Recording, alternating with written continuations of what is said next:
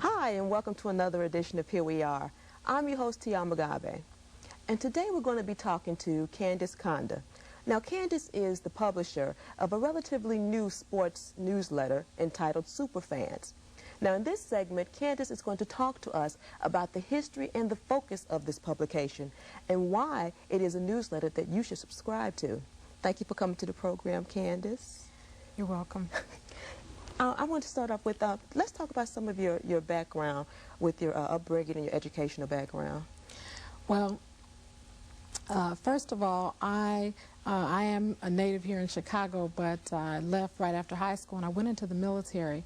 And I was in the military for 12.5 years, and even though I was a dental hygienist during my term in the military, I did a lot of writing on the side. There were many people that for some reason stayed in trouble, and we had to write letters, and for some reason it just kind of became a knack for me, writing and writing commanders and congressmen and things of that nature, and getting people out of trouble. And basically just I enjoyed seeing the reaction of a lot of the packages that we put together in helping people during that time. So therefore, it just started me writing, and I really started to enjoy it. And I knew then that whatever I ended up doing later on would have something to do with writing.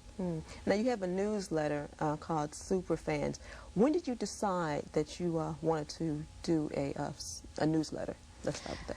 Well, about a couple of years ago, I decided that I wanted to do what I really loved and try to combine them together, and my hobby was sports, and I really always wanted to publish something, and so I said, well, I'm going to put sports and a newsletter or a booklet of some kind together, but I wanted to do it with an educational focus, so that was hard. So for the first year, I spent the time researching Superfans, and I didn't really act on it until 1993, because there was a lot of research to do an educational sports publication. That was really hard. Now, how long has Superfans been published? How long have you been publishing that? We've been publishing them now for a little bit over a year, about a year and 3 months now. Oh, so when I said relatively new, I was doing okay. What is your targeted audience? We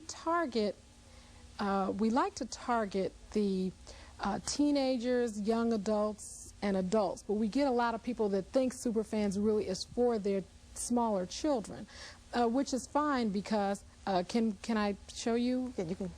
Superfans.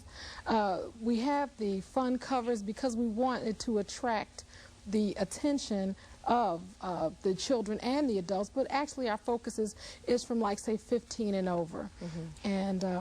But the main thing we want to do with Superfans is there's a lot of different types of publications out here that cover current events, and there's millions of them out here, so our focus is to educate.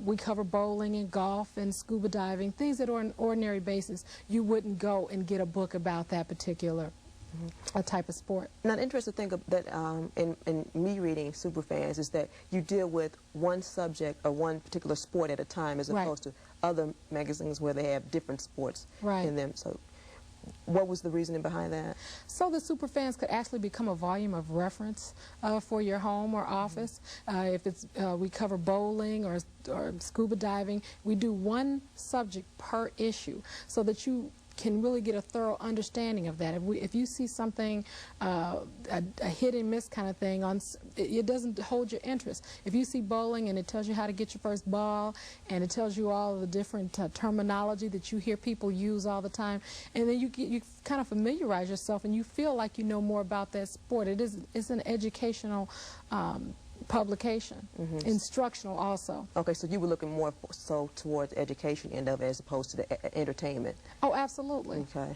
And the other thing is that I think that there's a lot to be said in terms of what we call normal sports. When we say normal or we say average, we talk in terms of basketball and football and baseball. Superfans tells you about things that you don't on a normal day. You're not going to know about scuba diving. We also cover African Americans that are popular in that particular sport if we can. But we want you to know about, or your kids, to know about scuba diving. I think that's interesting because I didn't have an interest in that, but I feel like now that I do want my child to snorkel. I do feel like that it'll be something that I think that she has to do in her lifetime, when most of us, know, we came up and our families didn't have any interest in that kind, but it's mainly because they didn't know about it. So that's what superfans will do. Superfans will let you know on a one-year subscription about different, you know, every different type of sport that there is. Now, what type of people, not type of people, but who writes for your magazine? I do. I write the majority of it through research and through different types of people that are in that sport.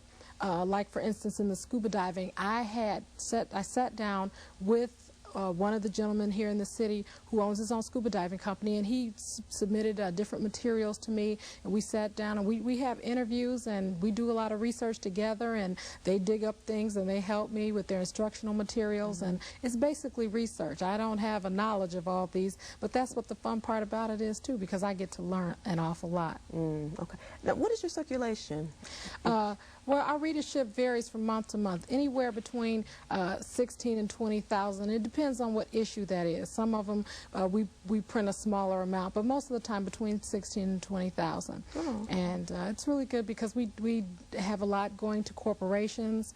We subscribe a lot through businesses, and Chatham, downtown, the Beverly area, public schools, and then we get a lot of requests too for donations to go to the Children's Hospital and things of that nature. So that was my next question. Since it is an educational piece, had you thought about putting it into the schools?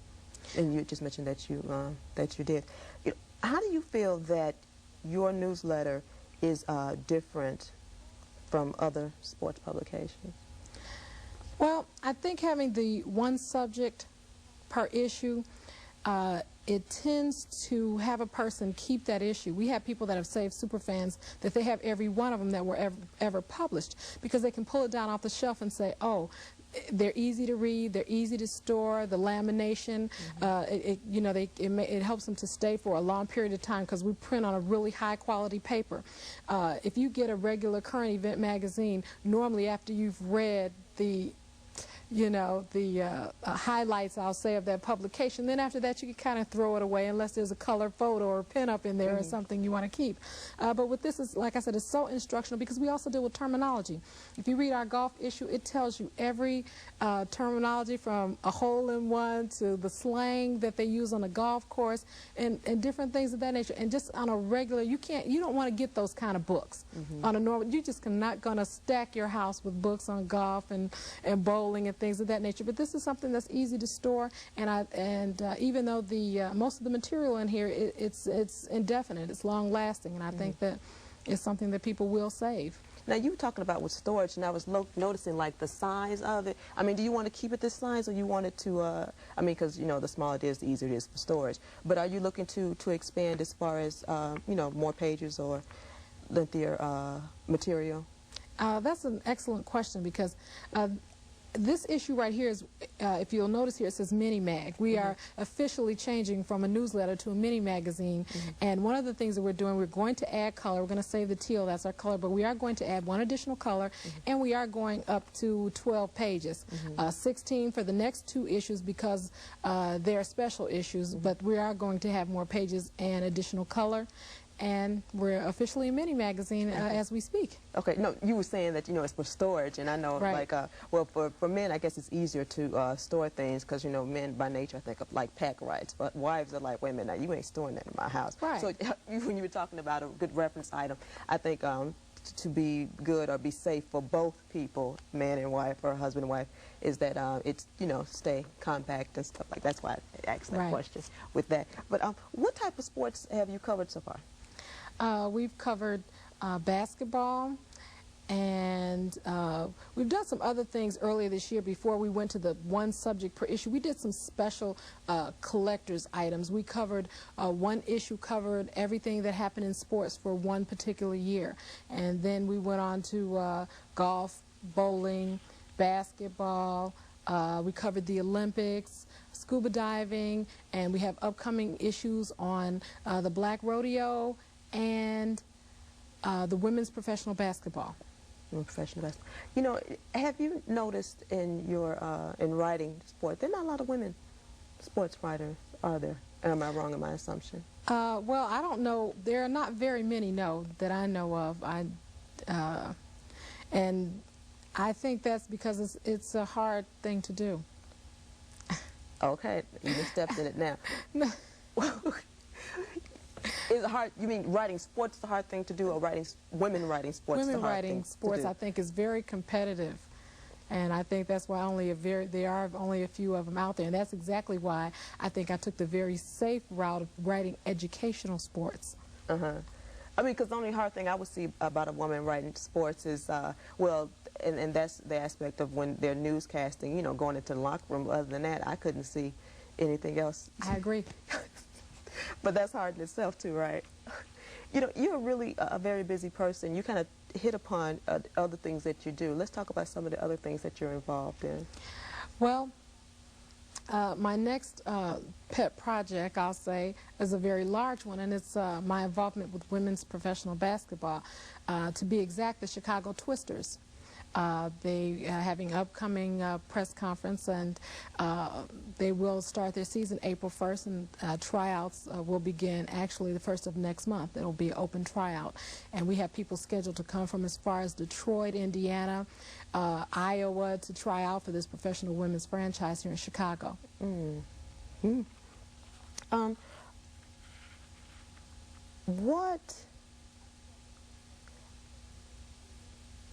I just thought it was interesting that you were saying when you were in school that you were going into another field and you decided that you wanted to write, and that's how a lot of people get the bug to do that. But when you're sitting down, you're getting the interviews, things of that nature, what is the most exciting thing, or the most,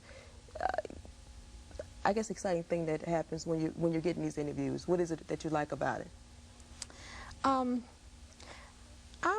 I'm into shock therapy, and I personally like to hear that that special thing that I wouldn't have learned anywhere else.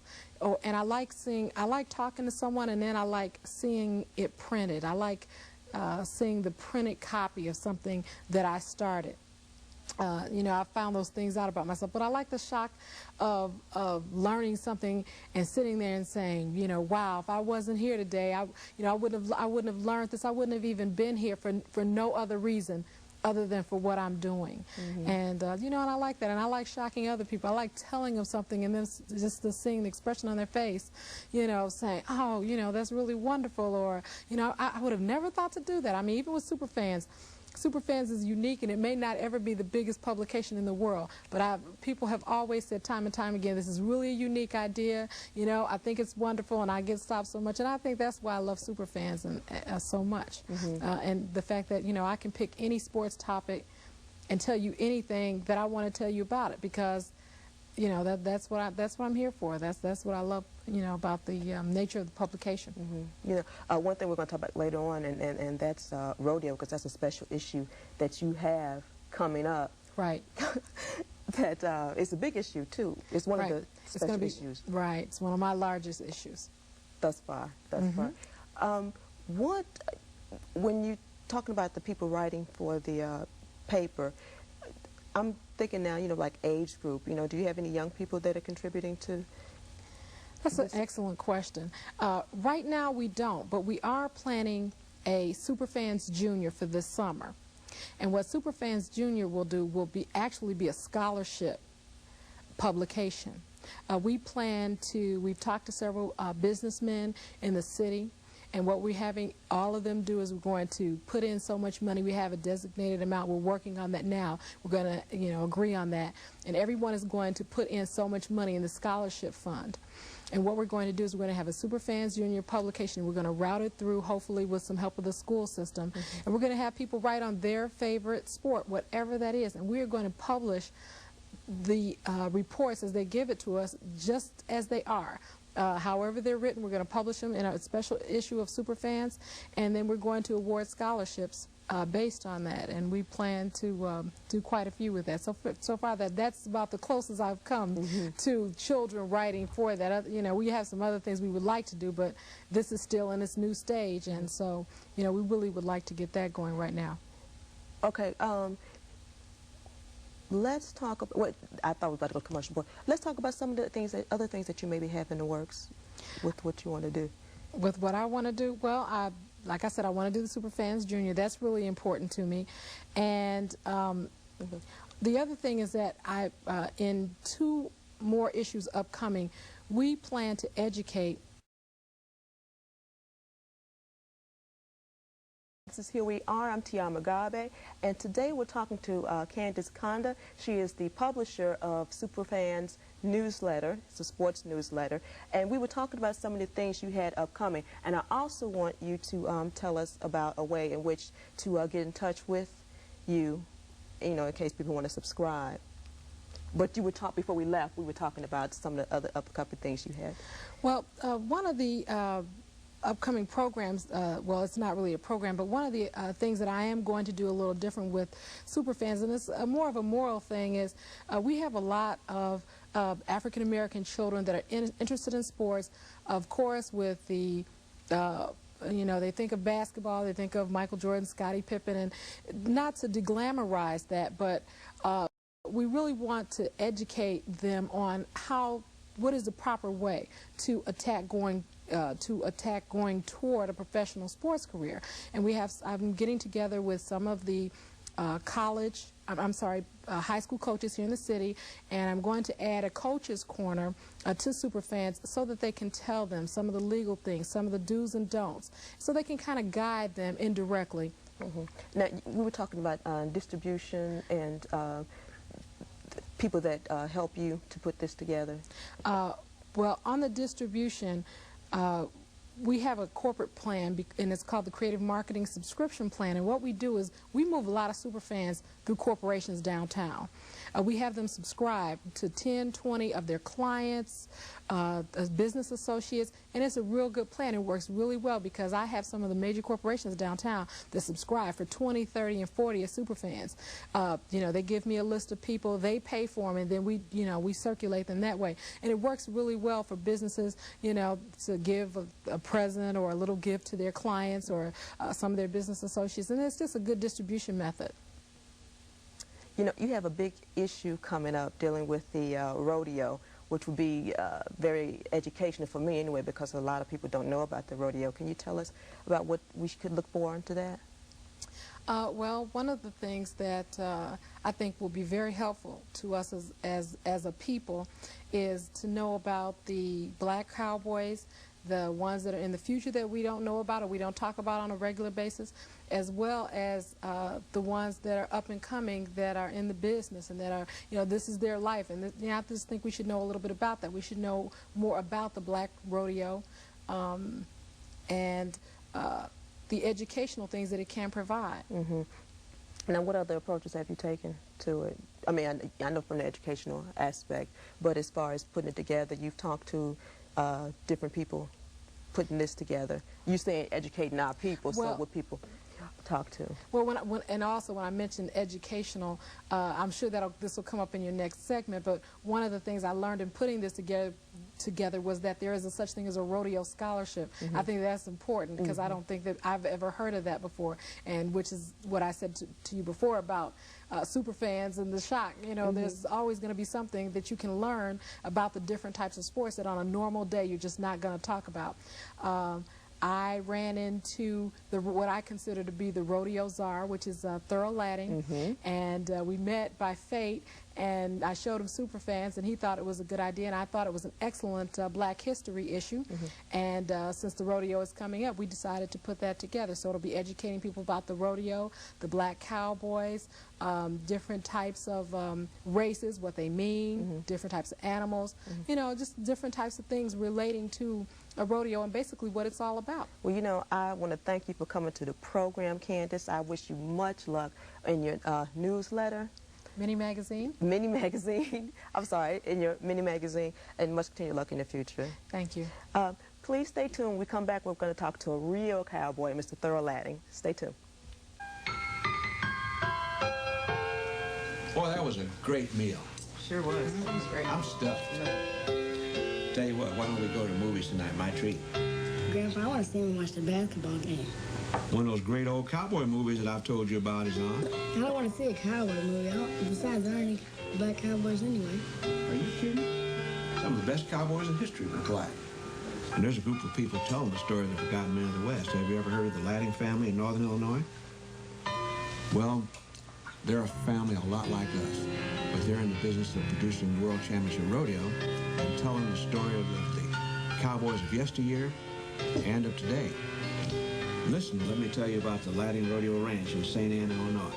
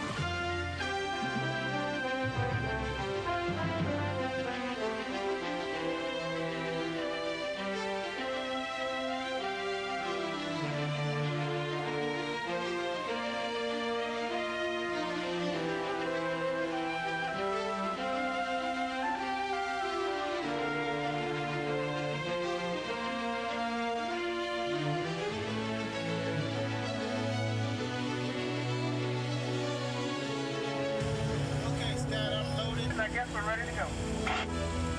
Let's rock and roll.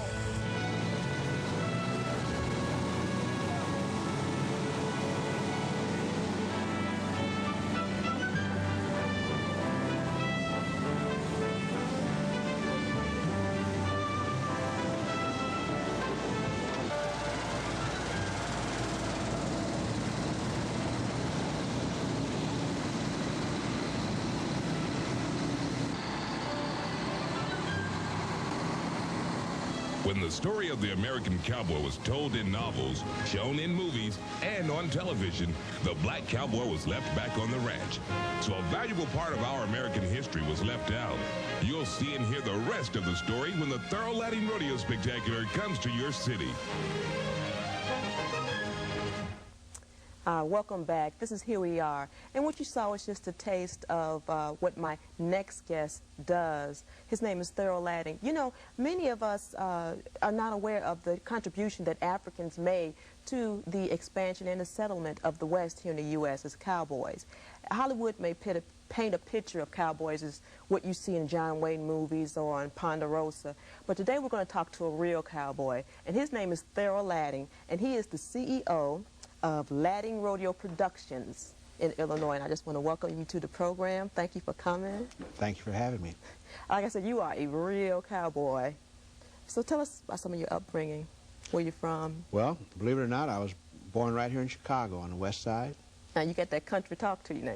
Well, it's probably because I meet a lot of different people in my travels, and probably a little bit of it is just kind of rubbed off on me. Okay. But I'm from Chicago, and I was a little kid on the west side of Chicago, and I just decided a long time ago that I wanted to be a cowboy. People laughed at me, and they felt that, well, this was just a fantasy, and even I had to believe that this was just fantasy. But I guess I never grew up. I never really grew up.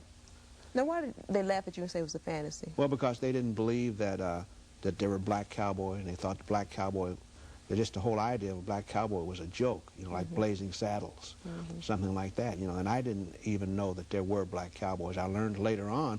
In fact, as an adult, I learned that the black men were famous in the Old West, and they played a great part in the winning of the American West. Now, how did the rodeo originate? Well, rodeo originated where that they would have the cattle drives coming up from Texas after the Civil War, you know, and the story is that there was cattle that was running wild after the Civil War because they were unattended during the war. So they did big cattle drives up to the north, you know, where they could go to the railheads where the cattle could be shipped to the north. Well, the cowboys got to the end of the trail, well, they'd want to let off a lot of steam, and the cowboys, especially Texans, were somewhat braggarts, and they would like to brag on that their crew had the best riders and the best ropers and whatever, so they began to stage contests. Well, later on, maybe 100 years ago, they started putting fences up, and they started having rodeos, and late in the 1800s, they started actually charging for people to get in. Mm-hmm. Now, do you attribute any of your upbringing to your desire to want to be a cowboy? Only that I was a great movie fan. I'd go on Madison Street, you know, I'd go to all the movies, and I'd go to 2 or 3 movies on a Saturday afternoon and watch all cowboy pictures. And I said, wow, that's what I want to do, and that's what I want to be, you know. But as a little kid, I thought that was possible, but I was chasing a kind of a silly dream. Oh, or yeah, so everybody else thought, you know. Yeah. Now you're laughing, yeah, especially, you know, being brought up on the west side, which is not considered Western territory, but, I mean, you know, country territory. But yes. When did you decide that rodeo was what you wanted to do? Well, when I was 12 years old, when I was about 10 years old, we moved out into the suburbs in what is now Robbins, and it was kind of the country. And I would work on the farms in the summertime and save my money, you know, and I would make like about $1 a day, you know, and finally I saved $60. When I was 12 years old, I bought a horse. And so I taught myself to ride and read all the books, and I thought I was pretty hot, you know. And so for the next 5 years, I just spent all that time just learning everything I could. And the rodeo came to town, or to a nearby town. And I went to the rodeo and told them that I wanted to ride, and they laughed and said, well, you go home and get a note from your parents, you know, a release, and you can ride. So I went and promptly wrote my own note, signed my mother's name, and went on back. And at 17 years old, I rode my first bucking horse at a rodeo, and I was successful, believe it or not. And the cowboys that had laughed 12 hours before kind of took me to their bosom, and from that day on, I was a cowboy, and I traveled extensively on the rodeo trail. Rode bulls and bucking horses and wrestled steers for 13 years until I decided that I was getting too old for that, you know, and I had a family, and I needed to find another way to support my family, and I decided I needed to own the company.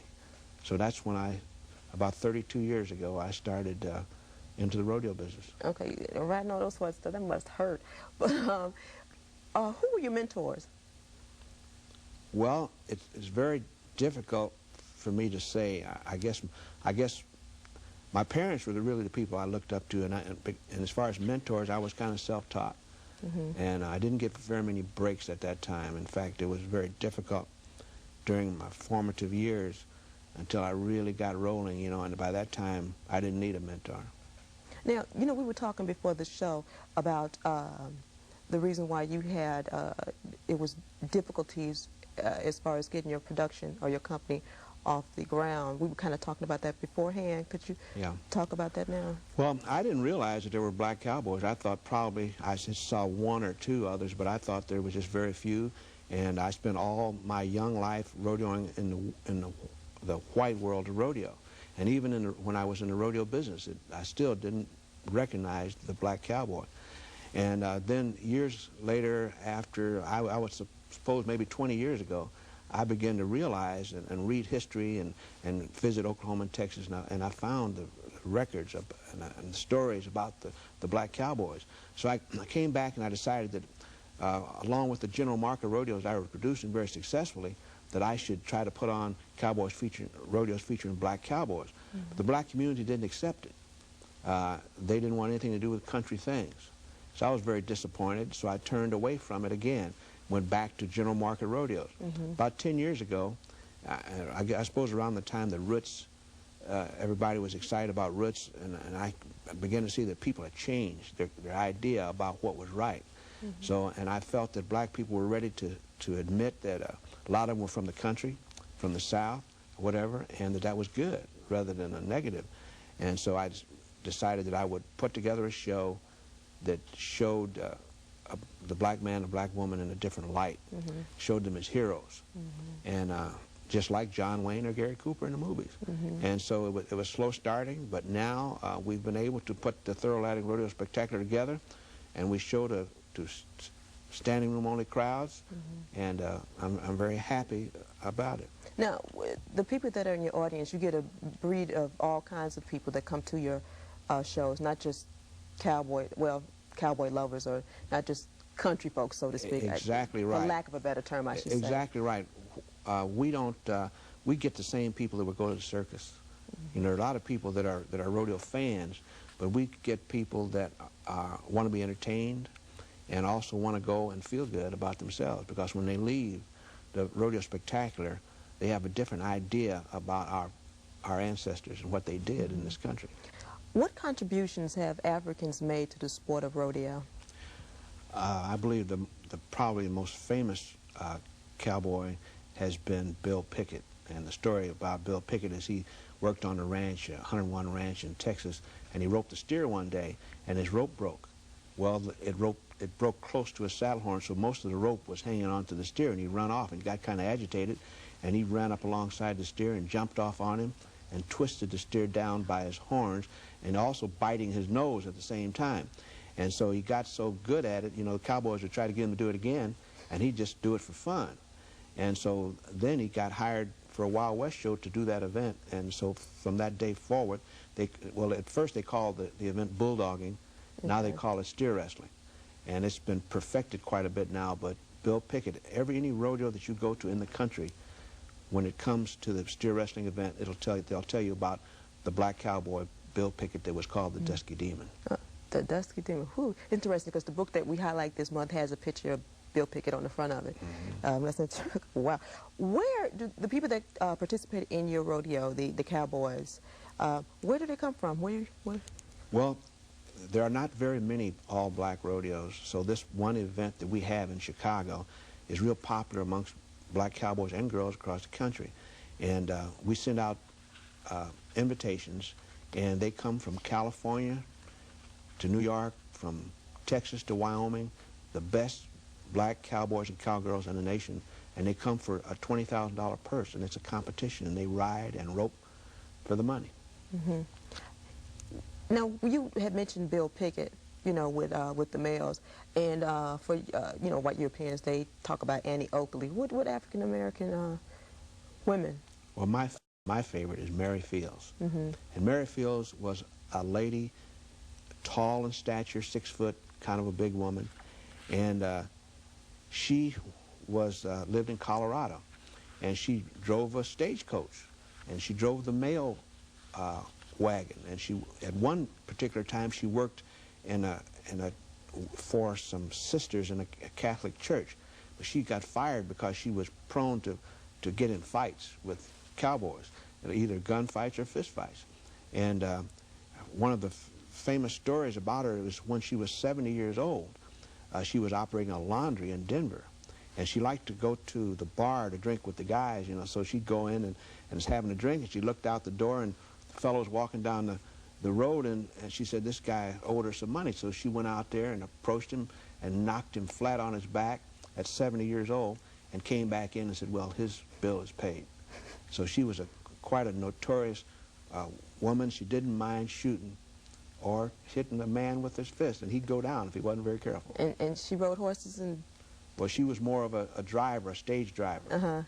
Oh, but she was a famous cowgirl. Okay. Yeah. You know, we're going to have more with Thyrl Latting when we come back. We'll be right back. This is Here We Are.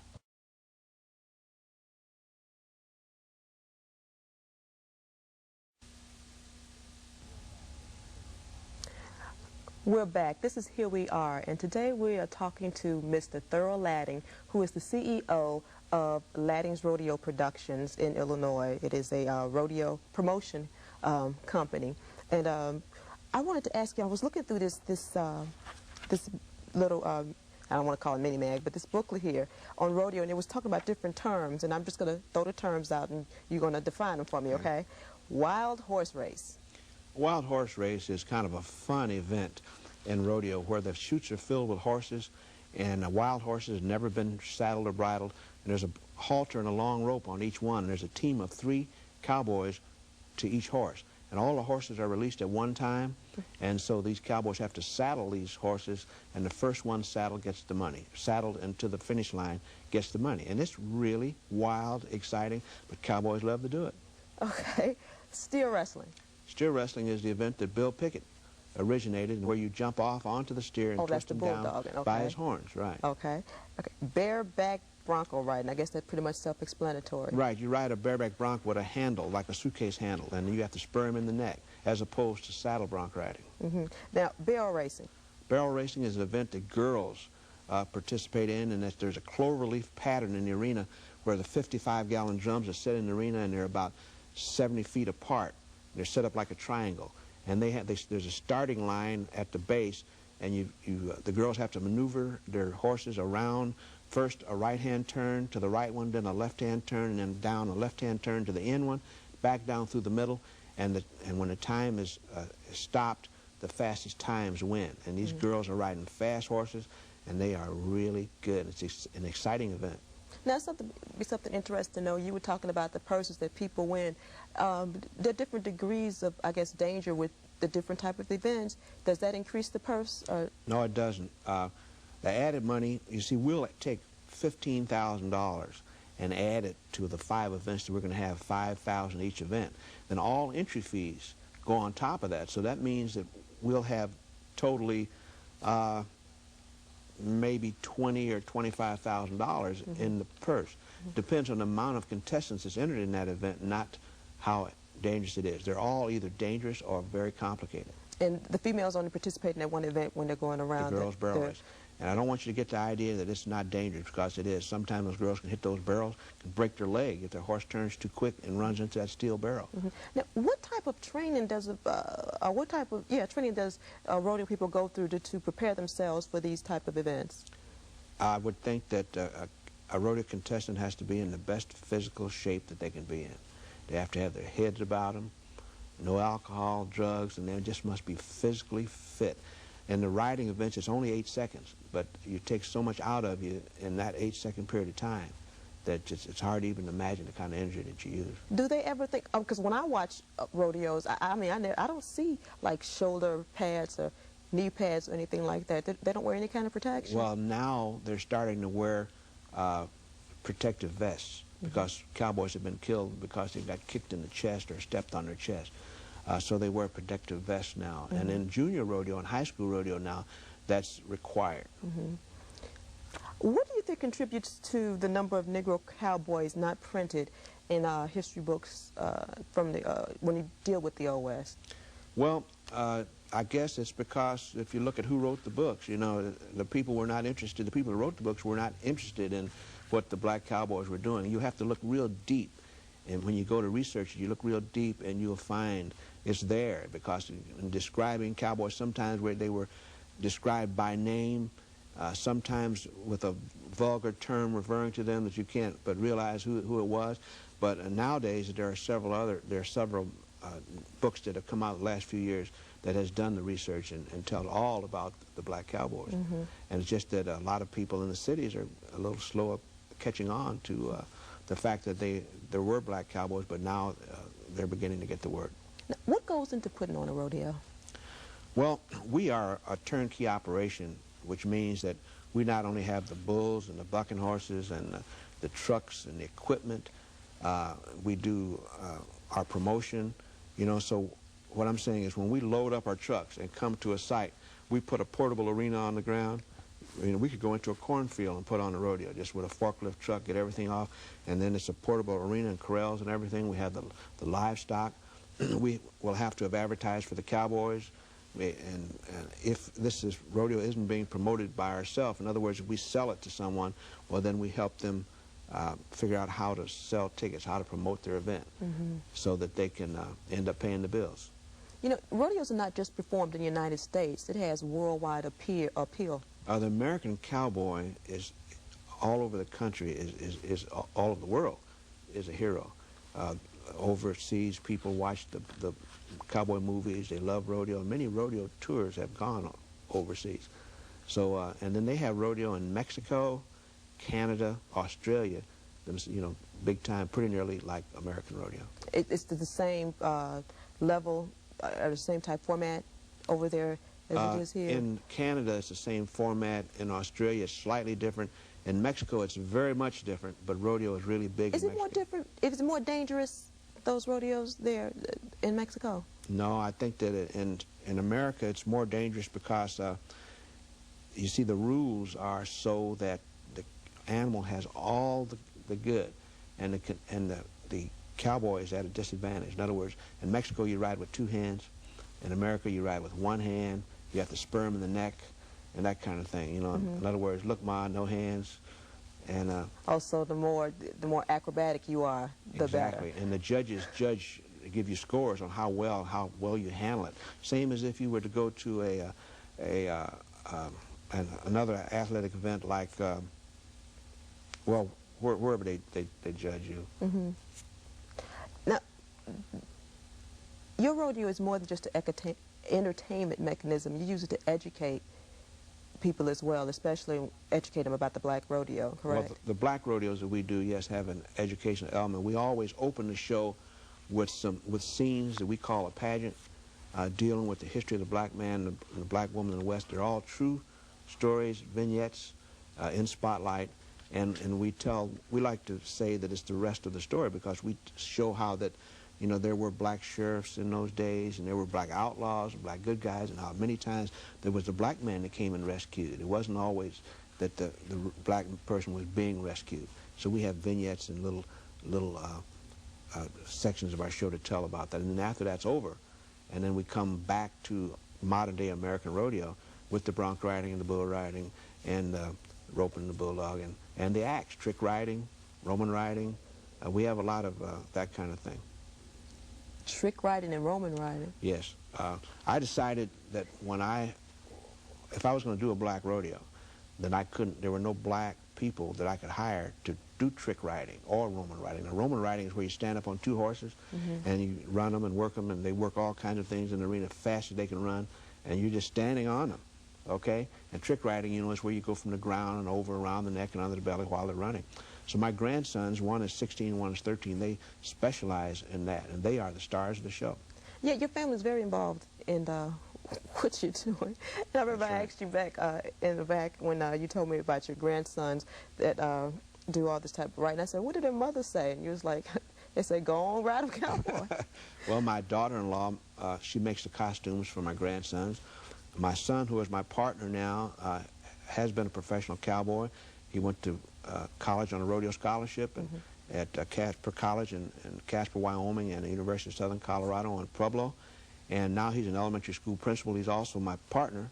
And my daughter, she's a barrel racing contestant, and she's also in the company. She does a lot of our advertising, public relations for the company. Yeah. Now, a lot of people don't know, or not aware of the different educational opportunities in rodeo.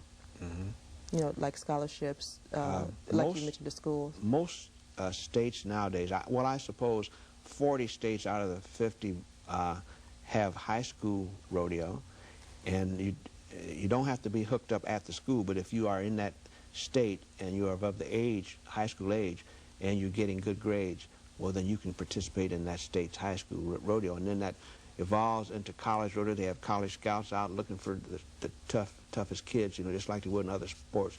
And so most of the western and southern colleges have rodeo teams, and you can get a free ride if you can ride. And a lot of people don't know about that. That right there was what blew me away. I mean, because the majority of your time is spent outside. Yes. Well, we have one of the schools that my son went to out west, Casper College. We have a young man that my son sent that is in Casper College right now, and he's enrolled there, and he's there on a rodeo scholarship. Now, what are some of the biggest problems that you encounter when you're putting on these rodeos? Outdoors, it's weather. Indoors, it's the size of the area that we have to deal with. So we don't, weather is really the only big problem. If we're indoors, we just have to adjust to the size of the building, because we have to haul dirt in, you know, in the buildings if it's indoors. So I would say that the biggest problem is being outside and getting caught in bad weather. A lot goes into keeping up those animals, doesn't it? As far as grooming and all that.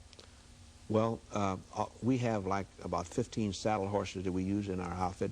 They have to be groomed and wormed and pampered to a certain extent. We have about 100 head of bucking horses. They're not groomed, but they have to be fed well, wormed, you know, and they have to get their vitamins and minerals. We have about 50 head of bulls, and the same thing happens to them. And we have to make sure they get fed well. Got to pay the feed bill.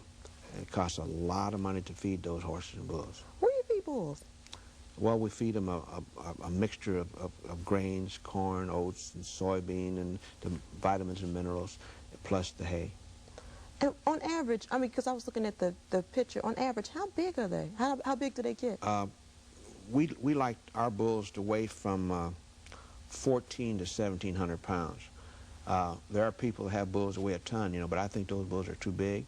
I think they need to be small enough where they still have that real athletic ability. So between 1,400 and 1,700 pounds, I think is the right mix. Our horses weigh about 1,200 pounds. If they get any bigger than that, I think they're too big. If they get any smaller than that, the cowboys can ride them easier because there's not a lot of power there. Okay, we'll talk more about this when we come back. We're talking to Thyrl Latting.